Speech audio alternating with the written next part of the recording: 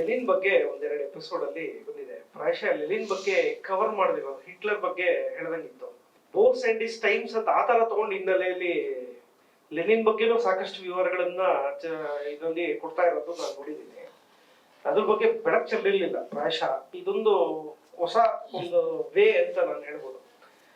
Lenin ಮಾಡಿದಂತ ಕ್ರೌರ್ಯವನ್ನು ಸಹ ವಿವರವಾಗಿ ತಿಳಿಸುವಂತ ಒಂದು ಇದಾಗ್ತಾ ಇರೋದು ನಮಗೆ ತುಂಬಾ ಖುಷಿ ಕೊಟ್ಟಿತ್ತು. ಹಾಗಾಗಿ ಹೇಗೆ ಇದ್ರದ್ದು ಒಂದು ಮುಂಚೆನೆ ಫ್ರೇಮ್ ಅಂತ ಮಾಡ್ಕೊಂಡಿದ್ರ, ಲೆನಿನ್ ಈ ತರದನ್ನ ಬರ್ತಾರೆ, ಬಟ್ ಅದು ವಿವರವಾಗಿ ಇರುವಂತದ್ದು ಒಳ್ಳೇದಾ? ಯಾಕಂದ್ರೆ ಅದನ್ನು ಒಂದು ಪ್ಯಾರಾದಲ್ಲೂ ಎಂಡ್ ಮಾಡ್ಬೋದಿತ್ತು. ಅದರಲ್ಲಿ ದೀರ್ಘವಾಗಿ ಹೇಗೆ ಲೆನಿನ್ ಈ ತರದೆಲ್ಲ ತಗೊಂಡಿರೋದ್ರಿಂದ ಅದು ಗಟ್ಟಿತನ ಆಗ್ತಾ ಇದೆ ಅಂತ ಕಾದಂಬರಿಯಲ್ಲಿ ನನಗನ್ಸಿದ್ದ ಅನಿಸಿಕೆ. ಹಾಗಾಗಿ ಈ ತರ ದೃಷ್ಟಿಯಲ್ಲಿ ಇಟ್ಕೊಂಡು ಕಾದಂಬರಿ ಆ ತರ ಯೋಚನೆ ಮಾಡಿದ್ದ ಅಥವಾ ಹೇಗೆ ಅನ್ನೋದನ್ನ ಒಂದು ವಿವರವಾಗಿ ತಿಳಿಸಿದ್ರೆ ಒಳ್ಳೇದು.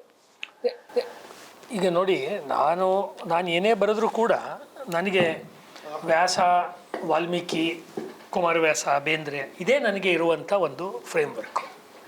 ನನಗೆ ಹೆಚ್ಚು ಇಷ್ಟವಾದಂಥ ಪ್ರಿಯವಾದಂಥ ಲೇಖಕರು ಈ 4 ಜನ. ಮುಖ್ಯವಾಗಿ ಆಧುನಿಕ ಕಾಲದಲ್ಲೂ ಇದ್ದಾರೆ, ಬೇಂದ್ರೆಯವರು, ಭೈರಪ್ಪನವರು, ಅದೆಲ್ಲ ಇದೆ. ಹಳಬರಲ್ಲಿ ವ್ಯಾಸ, ವಾಲ್ಮೀಕಿ. ಕಾರಣ ಏನಂದರೆ ಅವರು ಹಿಸ್ಟ್ರಿಯನ್ನು, ನಮ್ಮ ಹಿಸ್ಟ್ರಿಯನ್ನಕ್ಕಿಂತ ನಮ್ಮ ಇತಿಹಾಸವನ್ನು ಹೇಳ್ತಾರೆ, ನಮ್ಮ ಮೌಲ್ಯಗಳನ್ನು ಹೇಳ್ತಾರೆ. ನಮ್ಮ ಭಾರತೀಯ ಅಥವಾ ಹಿಂದೂ ಮೌಲ್ಯಗಳನ್ನು ವ್ಯಾಸ, ವಾಲ್ಮೀಕಿಗಳು ತುಂಬಿ ಅವರ ಬರವಣಿಗೆಯಲ್ಲಿ ಹೇಳ್ತಾರೆ. ಅದು ನಮ್ಮ ಈ ಪಾಪ್ಯುಲರ್ ಆದಂಥ ಮಾಧ್ಯಮ ಇವತ್ತು ಕಾದಂಬರಿ. ಎಲ್ಲರೂ ಓದ್ತಾರೆ, ಚಿಕ್ಕ ವಯಸ್ಸಿನವರಿಂದ ಹಿಡಿದು ವಯಸ್ಸಾದವ್ರ ತನಕ. ಟೈಮ್ ಪಾಸಿಗೆ ಓದ್ಬೋದು, ಜ್ಞಾನವೃದ್ಧಿಗೆ ಓದ್ಬೋದು, ಏನಕ್ಕಾದರೂ, ಅಥವಾ ಹಿಸ್ಟ್ರಿನೇ ಸರಳವಾಗಿ ಕೊಡ್ತಾ ಇದ್ದಾರೆ ಅಂತ ಏನಲ್ಲ.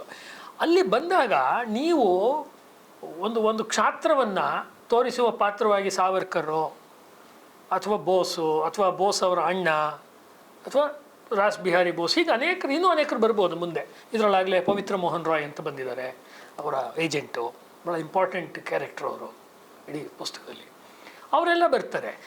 ಇನ್ನೊಂದು ಕ್ಯಾರೆಕ್ಟರ್ ಇರಬೇಕಲ್ಲ, ಇಲ್ಲಾಂದರೆ ನೀತಿ ಪಾಠ ಆಗಿಬಿಡುತ್ತಿಲ್ಲ ಅಂದರೆ ಅಲ್ವಾ? ಸತ್ಯಕ್ಕೆ ಸಾವಿಲ್ಲ, ಎಲ್ಲದೂ ಒಳ್ಳೇದಾಯಿತು, ಹಂಗಿರೋಕ್ಕಾಗಲ್ಲ. ಒಂದು ರೈಟಿಂಗ್ ಹಂಗಿರೋಕ್ಕಾಗಲ್ಲ, ಒಂದು ಸಂಘರ್ಷ ಇರುತ್ತೆ. ಆ ಸಂಘರ್ಷ ಎಲ್ಲಿ ಅಂದರೆ ನೇರ ಸಂಘರ್ಷ ಇರ್ಬೋದು. ಇವಾಗ ಅವರು ಅಜಂಪುರ ಅವ್ರು ಹೇಳಿದಂತೆ, ಈಗ ಅವ್ನು ಹಿಟ್ಲರ್ಗೆ ಏನೋ ಒಂದು ಮಾತಲ್ಲಿ ಒಂದು ಹೇಳ್ತಾರೆ, ಬೋಸ್ ಇಲ್ಲ ನೀವು ಮಾಡಿದ್ದು ಸರಿ ಇಲ್ಲ ಅಂತ. ಇನ್ನು ನಾಳೆ ಸ್ಟಾಲಿನ್ ಹತ್ರನೂ ಇನ್ನೇನೋ ಬರ್ಬೋದು, ರಾಧಾಕೃಷ್ಣನ ಹತ್ರನೂ ಇನ್ನೇನೋ ಕೆಲವು ವಿಷಯಗಳನ್ನು ಹೇಳ್ತಾರೆ ಅವ್ರು. ಆ್ಯಕ್ಚುಲಿ ಅದು ಬಂದಿದೆ ರಾಧಾಕೃಷ್ಣನ್ ಅವ್ರ ಜೊತೆ ಮಾತನಾಡುವಾಗ. ಅವರು ಲೆನಿನ್ದು ಹಂಗೆ ಹೇಳೋಕ್ಕಾಗಲ್ಲ, ಯಾಕೆಂದ್ರೆ ಲೆನಿನ್ಗೂ ಅವ್ರಿಗೂ ನೇರ ಐತಿಹಾಸಿಕವಾದ ಕಾಲದಲ್ಲಿ ಭೇಟಿಯಾಗಿಲ್ಲ. ಬಟ್ ಲೆನಿನ್ ವಿಚಾರ ಇಲ್ಲ ಅಂದಿದ್ರೆ ಈ ಸ್ಟಾಲಿನ್ದು ಈ ವಿಚಾರ ಮುಂದುವರಿತಿರಲಿಲ್ಲ. ಅಂದರೆ ಇವನು ವೈಚಾರಿಕವಾಗಿ ಅವನ ಅಪ್ಪ, ಸ್ಟಾಲಿನ್ಗೆ ಅಪ್ಪ ಇದ್ದದ್ದು ವೈಚಾರಿಕವಾಗಿ.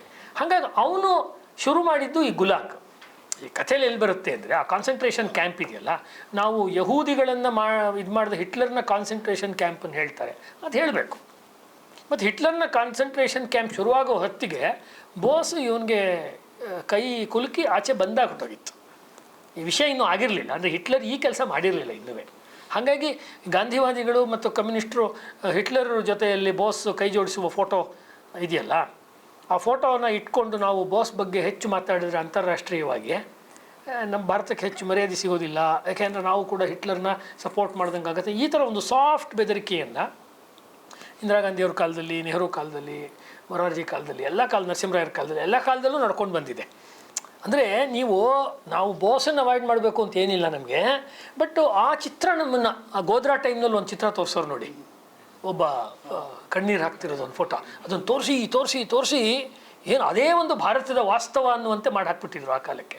ಹಾಗೆ ಇವರಿಬ್ಬರು ಕೈ ಶೇಕ್ ಮಾಡೋ ಚಿತ್ರ ತೋರಿಸಿದಾಗ ಎನಿವೇ ಹಿಟ್ಲರ್ನ ಯಾರೂ ಸಪೋರ್ಟ್ ಮಾಡಲ್ಲ, ಯಹೂದಿಗಳ ಒಂದು ಮಾರಣ ಹೋಮ ಮಾಡಿದವನು ಅವನು. ಬೇಕಾದರೆ ಸಿನಿಮಾಗಳೆಲ್ಲ ಬಂದುಬಿಟ್ಟಿದೆ ಆ ವಿಷಯದ ಮೇಲೆ ಅಲ್ವಾ. ಅವನ ಜೊತೆ ಇವ್ರು ಕೈ ಜೋಡಿಸಿದ ಮೇಲೆ ಇವರೆಷ್ಟೇ ಒಳ್ಳೆಯವರಾದರೂ ಕೂಡ ಇವರು ಕೂಡ ಅದಾಯಿತು. ಪುಟ್ಟಣ್ಣ ಕಣಗಾಲ್ ಸಿನಿಮಾದಲ್ಲಿ ಆ ಹೆಣ್ಣು ತನ್ನ ಶೀಲವನ್ನು ಕಳ್ಕೊಂಡ್ಲು ಅಂತ ತೋರಿಸ್ತಾರಲ್ಲ, ಹಾಗೆ ಬೋಸ್ ಅವರು ಶೀಲವನ್ನು ಕಳ್ಕೊಂಡ್ರು. ಏನೇ ಆದರೂ ಮುಗೀತು, 100 ಗುಣನ ಒಂದು ಮಸಿ ತಿಂತು ಅಂತ. ಅಲ್ಲದೆ ಮತ್ತು ಮುಸಲಿನಿನ ಬೇರೆ ಭೇಟಿ ಮಾಡಿದ್ದಾರೆ, ಆಯ್ತಲ್ಲ ಇನ್ನೇನು. ಅರವಿಂದರು ಹೇಳ್ತಾರೆ, ಆಧ್ಯಾತ್ಮಿಕವಾದ ದಾರಿಯಲ್ಲಿ ಹೋಗುವ ತನಕ ಮುಸಲಿನಿ ಸರಿ ಇದ್ದ, ನಮ್ಮ ಭಾರತದ ಹಳೆಯ ರಾಜ್ಯಾಡಳಿತ ವ್ಯವಸ್ಥೆಯನ್ನೇ ಅವನು ಅವ್ರ ದೇಶದಲ್ಲಿ ತರೋದಕ್ಕೆ ಪ್ರಯತ್ನ ಮಾಡ್ತಿದ್ದ.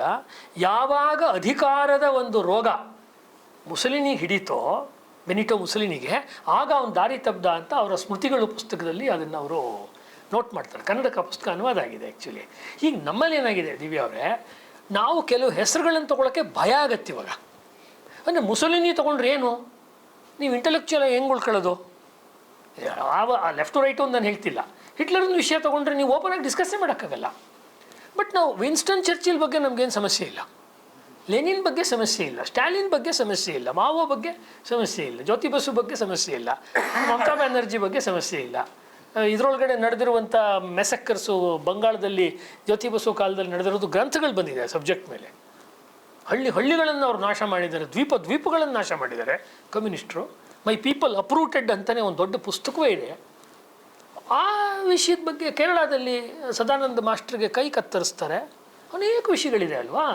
ಆ ವಿಷಯ ಅದೆಲ್ಲ ಸುಮ್ಮನೆ ಏನೋ ಬಿಡ್ರಿ, ಅದೆಲ್ಲ ಇವಂದಿದೆಯಲ್ಲ ಹಿಟ್ಲರ್ದು ಭಾಳ ದೊಡ್ಡದು ಅಂತ ಏನು ನಿಮ್ಗೆ ಹೇಳಕ್ಕೆ ಬಂದೆ ಅಂದರೆ, ಆ ವಿಷಯಕ್ಕೆ ಸಂಬಂಧಪಟ್ಟಂತೆ ಅವರು ಹರ್ಷ ಅವ್ರು ಹೇಳಿದ ಪ್ರಶ್ನೆಯನ್ನು ಹೇಳೋದಾದ್ರೆ, ಇತಿಹಾಸದಲ್ಲಿ ಕರಾಳವೆಂದು ತೋರಿಸಿರುವ ಪಾತ್ರಗಳು ಎಷ್ಟು ಕರಾಳ ಅಥವಾ ಇನ್ನಷ್ಟು ಕರಾಳವ, ಇತಿಹಾಸದಲ್ಲಿ ತೋರಿಸಿರುವಂಥ ಕರಾಳವೆಂದು ಪಾತ್ರಗಳು ಅಷ್ಟೊಂದಲ್ವಾ, ಹಾಗಾಗಿ ಇವ್ರು ಹೋಗಿ ಸೋ ಕಾಲ್ಡ್ ಡಾರ್ಕ್ ಕ್ಯಾರೆಕ್ಟರ್ಸ್ನ ಯಾಕೆ ಮೀಟ್ ಮಾಡ್ತಾ ಇದ್ದಾರೆ?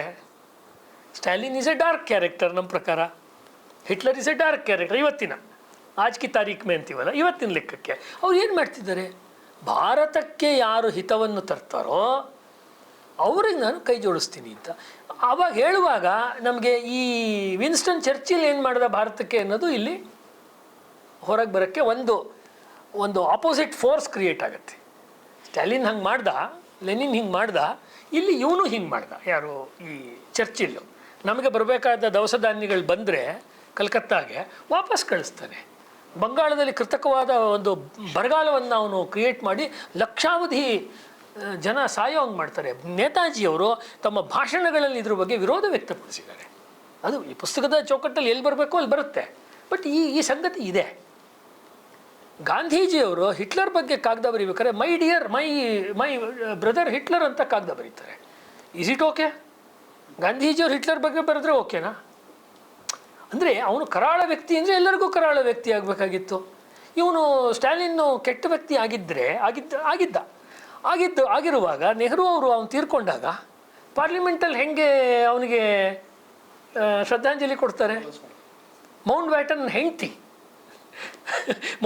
ಹೆಂಡತಿಗೆ ತೀರ್ಕೊಂಡಾಗ ಅಲ್ಲೆಲ್ಲ ತೀರ್ಕೊಳ್ತಾಳೆ. ಅವಳಿಗೆ ನಮ್ಮ ದೇಶದ ಪಾರ್ಲಿಮೆಂಟಲ್ಲಿ ಶ್ರದ್ಧಾಂಜಲಿ ಕೊಡ್ತಾರೆ, ಸಾವರ್ಕರಿಗೆ ಶ್ರದ್ಧಾಂಜಲಿ ಕೊಡಲ್ಲ. ಈ ಸಂಗತಿ ಹೇಳೋಕ್ಕೆ ಏನಾದ್ರು ಒಂದು ಸ್ಪೇಸ್ ಕ್ರಿಯೇಟ್ ಮಾಡ್ಕೋಬೇಕಲ್ವಾ? ಅದಕ್ಕೆ ಈ ಫಸ್ಟ್ ಒಂದು ಸತಿ ಲೆನಿನ್ ತಂದರೆ ಅಲ್ಲಿಂದ ಇವರ ಒಟ್ಟು ಜೀವನ ಯಾತ್ರೆ ಇದೆಯಲ್ಲ, ಇಲ್ಲಿ ತನಕ ಹೋಗುತ್ತಲ್ಲ ಇವ್ರ ಜೀವನ ಯಾತ್ರೆ, ಆಯಾ ಕಾಲದ ಲೆನಿನ್ಗಳನ್ನು ನಮಗೆ ತೋರ್ಸೋಕ್ಕಾಗತ್ತೆ, ಆಯಾ ಕಾಲದ ಸ್ಟಾಲಿನ್ಗಳನ್ನು ತೋರ್ಸೋಕ್ಕಾಗತ್ತೆ. ಮತ್ತು ಭಾಳ ಮುಖ್ಯವಾಗಿ ಈ ಗುಲಾಗ್ ಅನ್ನುವಂಥ ಒಂದು ರಷ್ಯನ್ನರ ಹಿಂಸಾ ಶಿಬಿರಗಳು, ಇದನ್ನು ಶುರು ಮಾಡಿದ್ದೇ ಇವನು. ಇದು ಯಾರೂ ಹೇಳಲ್ಲ. ನಾನು ಅವ್ರು ಗುರುಪ್ರಸಾದ್ ಸರ್ ಇರಬೇಕಾಯ್ತು, ನಾನು ಒಬ್ಬರನ್ನ ಕೇಳಿದೆ ಕಮ್ಯುನಿಸ್ಟು ಮಿತ್ರರನ್ನ. ಅವ್ರು ಹೇಳಿದ್ರು, ಸರ್ ಅವೆಲ್ಲ ಹೇಳ್ತಾರೆ ಸರ್, ಎಲ್ಲ CIA ಪ್ರೊಪಗ್ಯಾಂಡ ಅಂತ, ಎಲ್ಲ ಅಮೇರಿಕನ್ ಏಜೆನ್ಸಿ ಪ್ರೊಪಗ್ಯಾಂಡ, ಅಂಥದ್ದು ಏನೂ ಇಲ್ಲ, ನಡೆದೇ ಇಲ್ಲ ಅಂತ ಹೇಳಿದ್ರು. ಗುಲಾಗ್ಗಳದ್ದು ಒಂದು ದೊಡ್ಡ ಕ್ರೌರ್ಯದ ಇತಿಹಾಸ ಇದೆ. ಇದನ್ನು ಶುರು ಮಾಡಿದ್ದು ಲೆನಿನ್ನು. ಇದನ್ನು ಹೇಳೋದೇ ಇಲ್ಲ. ನಮ್ಮಲ್ಲಿ ಬೇಕಾದಷ್ಟು ಲೆನಿನ್ ಬಗ್ಗೆ ಕನ್ನಡದಲ್ಲಿ ಪುಸ್ತಕ ಬಂದಿದೆಯಲ್ಲ, ಅವ್ರು ಯಾರೂ ಹೇಳಲ್ಲ. ಹಾಗೆ ಅವನಿಗೆ ಹೋಲಿಸಿದ್ರೆ ಸ್ಟಾಲಿನ್ ಕಾಲದಲ್ಲಿ ಕಡಿಮೆ ಆಯಿತು ಆ್ಯಕ್ಚುಲಿ. ಅದು ಅಂದರೆ ಅವ್ರನ್ನ ಎಷ್ಟು ಕೊಂದು ಮುಗಿಸ್ಬೋದಾಗಿತ್ತೋ ಅಷ್ಟು ಮುಗಿಸ್ಬಿಟ್ಟಿದ್ರು ಅವ್ರನ್ನ. ಜನರು ಒಂದು ವಾರದಲ್ಲಿ ಬರೆದಿದ್ದೀನಿ ಅದನ್ನು, ಅಥವಾ ಇವಾಗ ಬಂದಿರಬೇಕದು. ಒಂದು ವಾರ ಅವ್ರಿಗೆ ಪರಸ್ಪರ ಆಹಾರ ಕೊಡುವಾಗ ಈಗ ಒಂದು 4 ಜನಕ್ಕಾಗೋಷ್ಟು ಊಟ ಕೊಡ್ತಾರೆ ಅಂದರೆ ಮೊದಲು, ಆಮೇಲೆ 3 ಜನಕ್ಕಾಗೋಷ್ಟು ಊಟ ಕೊಡ್ತಾರೆ, ಇಬ್ಬರಿಗಾಗೋಷ್ಟು ಕೊಡ್ತಾರೆ, ಅವರವರೇ ಹೊಡೆದಾಡ್ಕೋಬೇಕು. ವರ್ಗ ಸಂಘರ್ಷ ಅಂದರೆ. ಅನ್ನಕ್ಕೋಸ್ಕರ ಕಮ್ಯುನಿಸ್ಟ್ ದೇಶದಲ್ಲಿ ಹೋರಾಡ್ತಾರೆ ಅಂದರೆ, ಮತ್ತು ಕಮ್ಯುನಿಸಮ್ ಬಂದಿದ್ದು ಅನ್ನಕ್ಕೋಸ್ಕರ ಆಗೋ ಚಿನ್ನಕ್ಕೋಸ್ಕರ ಇದನ್ನು ಬಾಯ್ಬಿಟ್ಟು ಹೇಳೋಕ್ಕಾಗದೇ ಇರ್ಬೋದು ಪುಸ್ತಕದಲ್ಲಿ, ಬಟ್ ಈ ಟೋನು ಅದ್ರಲ್ಲಿ ಬರುತ್ತೆ. ಕೊನೆಗೆ ಜನ ತಮ್ಮ ಮಾಂಸವನ್ನೇ ಚರ್ಮವನ್ನೇ ಕಿತ್ತು ಅದನ್ನು ತಿಂತಾಯಿದ್ರು ಅಂತ ಬೋಸ್ ಬರೀತಾರೆ. ಇದೆಲ್ಲರೂ ಒಂದು ಕಡೆ ಬರುತ್ತೆ ಉಲ್ಲೇಖ. ಇದು ದಾಖಲಾಗಿರುವಂಥದ್ದು ಇದು. ಇದು ಹಾಗೆ.